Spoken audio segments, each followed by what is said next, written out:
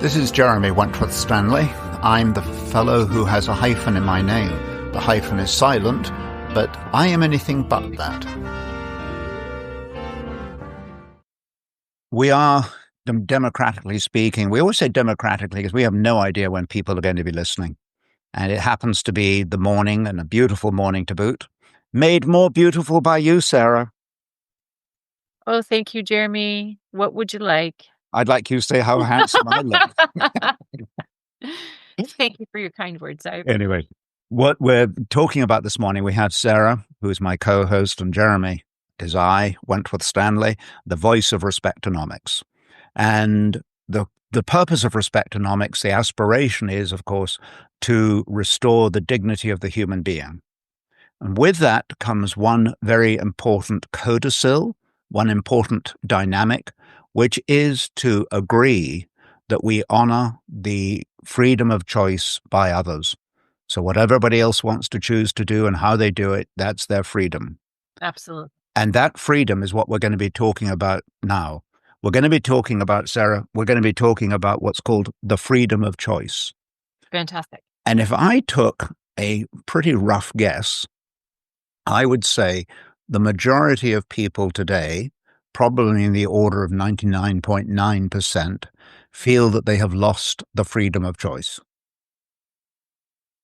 Yes, and interesting, like as you were saying that, I was starting to kind of unpack it in my mind, and something that kind of came to me was, I think even when we feel like we have choices, I feel like there's limits or parameters around those choices. So it's really not the freedom of choice. No, it's right? not.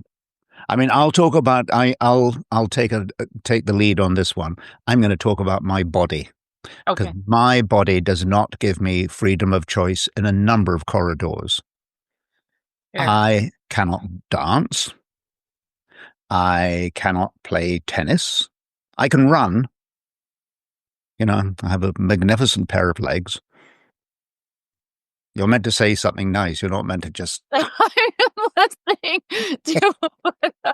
I'm on that, wait, can't dance, won't dance or can't dance? I can't dance, seriously. Anybody who listens to these podcasts might be interested that I love music and I listen to a lot of classical music, but in fact, I have no sense of rhythm. Okay. I cannot connect music and rhythm in my bodily being. I just, I don't know if that's terribly interesting. Okay. But there it is.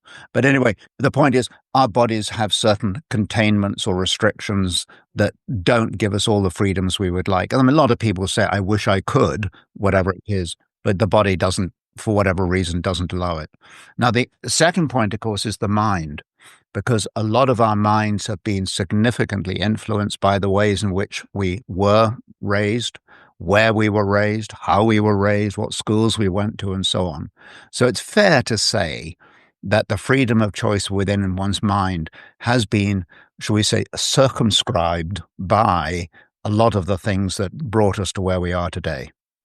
And that's not a complaint. It's just a recognition that my mind isn't as free as it would like to be, probably. Which raises a point, which we're going to go to now, which is that for the mind to be able to be free, there are a number of techniques that are very useful. One of them is the activity of reflection, the activity of, quite frankly, sitting quietly. The world doesn't let you do it very often. No. And sitting quietly doesn't mean watching the latest episode of something on Netflix. It literally means being able to gaze over the panorama of nature. It might be looking at some lapping water by a creek, but literally allowing your mind, my mind, to become relaxed, in fact, to become fallow. Fallow is a really important point because when you go fallow, what actually happens is the toxic weeds die and the new growth is allowed to happen because now all of those things that happen when ground is just left. Have you ever noticed if ground is left and you go back to it a year later, how often it's got sort of new life to it, new humus, I think is the word, but it's got a new substance to it? When we allow ourselves to go fallow, it does a lot to bring back our minds. And with that comes a certain freedom that we didn't have before. It is cathartic. It takes you away from the humdrumness of life and all Yes, the allows demands. for perspectives. Hmm. You've always talked about the perspectives, and you're right. When you change your perspective, it gives you new life. I mean, Absolutely. a change is good as a rest. I mean, we've all heard that one. Right, or change your thoughts, change Yeah. your mind, Yeah. change your Right. outcomes, right? Yeah. Yeah. But here is the biggest question of the lot. It sounds Socratic, and it sounds like we've suddenly gone off into some kind of, intellectual constellation or something. It's actually nothing of the sort. It could not be more basic. And that is, where do we find freedom? I mean, in other words, if we agree that your body is a containment, if we Mhm. agree that the mind has been at least cauterized in some areas and, maybe tired out anyway, but if we agree with that, where do we find freedom? Mm. And it's that freedom that most of us are really pleading for. We really want it. Longing for it. Yeah, I think so, truthfully. And of course, it's very hard to say to somebody, I want freedom, because the first thing they say to you is, what have I done to stop you? It becomes almost confrontational. So it's a very, very personal thing to find this freedom within oneself. And the place I want to take us to is we've talked a great deal in Respectonomics about dignifying the body and the mind and the soul. And we've talked about how do you define the body? How do you define the mind? Well, I'll give you a clue. The body is a bit like the hardware of a computer. Mhm. The mind is a bit like the software.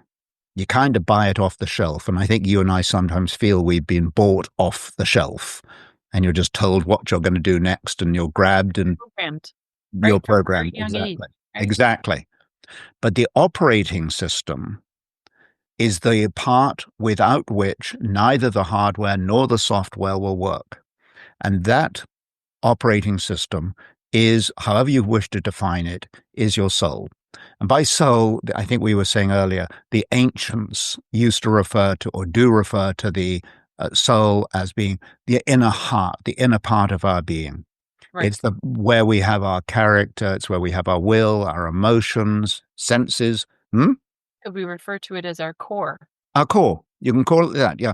I mean, we can get into name plating, Mhm. but I know one thing. It's a statistic. So if anybody wants to say, well, what's this all about? 92% of the world's population have spiritual beliefs. Mhm. So in other words, it's there. It's in the human being. It exists. And it is in that corridor. It is in that space. It's in that compartment, if you will. That is where you find freedom.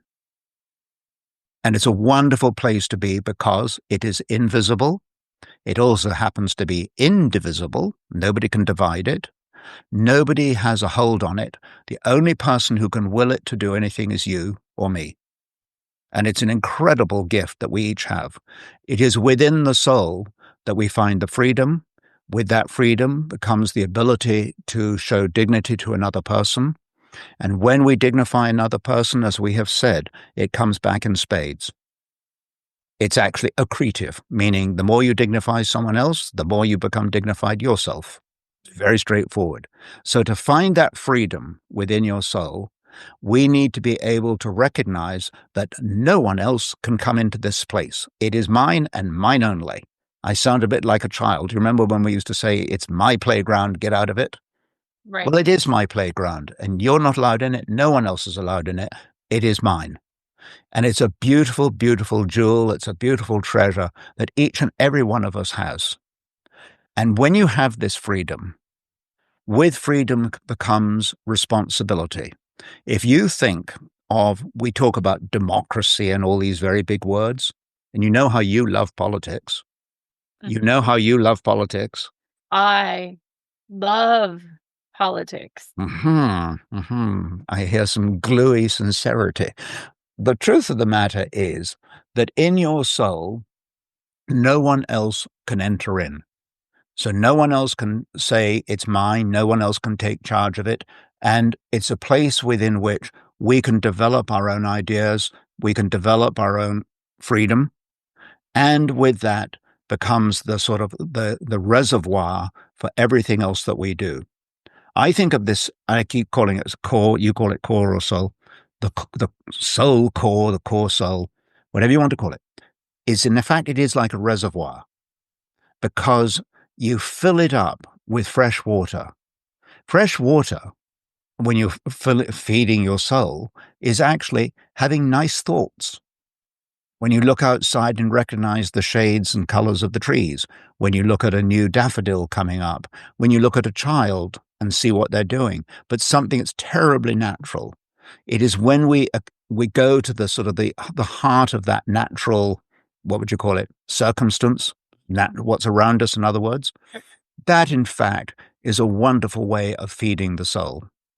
And when you feed the soul, that is where you find your freedom. And like this reservoir example, the reason I love the reservoir is because the more you fill a reservoir, the more that goes out of it. Right. Have you ever seen a reservoir that's filling and then got overfilled? There's no such thing because it always flows out. That's its purpose. Right. It's designed. So if you've got this, Like so many of the things that we talk about from a reciprocity standpoint, I don't know why I always do this. I think of like the infinity symbol, right? well, it is.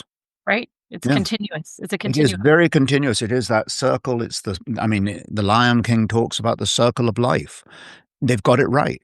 And the reason is that the more we allow that freedom to exist within ourselves, the more that we express that freedom to ourselves, very, very important point. If you don't allow your soul to be free, how are you going to impart that freedom to somebody else? You can't. So being free within yourself gives a freedom to honor and dignify another human being for which we were originally created. So all I want to say this morning is, at this moment, meaning in other words, whenever you're hearing this, Well, that's okay. yeah, whenever and however you hear this message, you know that great thing, that great line, let freedom reign? I think that was Martin Luther King, I think. But whoever it was who said, let freedom reign, yeah, let freedom reign. Let your soul be free. Let it be the butterfly that flies around and collects all of the vapors in the air and the freshness of dew. But let us be free because the world is with artificial intelligence and all the other containments, the speed of living, the demands that are being made on us, the lack of being able to be somewhere when you want to be there and forgetting to do things, all of that stuff will never, ever take second place or take first place to the freedom that we can have in our own souls and our own beings. Nicely put. I know you wanted to talk about miracles. Mm-hmm. I like miracles. We all do. I like miracles too. Yeah. And we all have them. Life is a miracle. The very fact that we wake up in the morning, I know most of us sort of think of all the horrors of the day and all that kind of stuff. But in actual truth, the very livingness of oneself is a miracle. And I think that's a great point to make, Jeremy, because I think when people think about miracles, they think about these large, grandiose things, and you almost take for granted the things that are actually the small miracles. But actually, when you look at it, the small, tiny miracles are actually the big miracles. And tell that to the Swiss watchmaker. He never says that small cog doesn't matter. Mm-hmm. No, the small ones matter a great deal. So we've got the whole concept of the miracle of livingness, but I also want to put one other miracle in front of us, and that is the miracle of the human being. Not only the livingness, but the very fact that I can divide my life out between the physicality of my body, the processing agent, which is my mind, and that eternal reservoir, which is my soul, I think is a miracle that we can all treasure and very pointedly say to ourselves, wow, this is amazing. Absolutely. Sign off? I feel like that was a really, really nice way to sum it up. Thank you, Sarah. It's not a rest my case, is it? It's to do with us really relishing what we are and what we have. And enjoy the miracles in your day today. Absolutely. Thank you, Sarah. Thank you, Jeremy.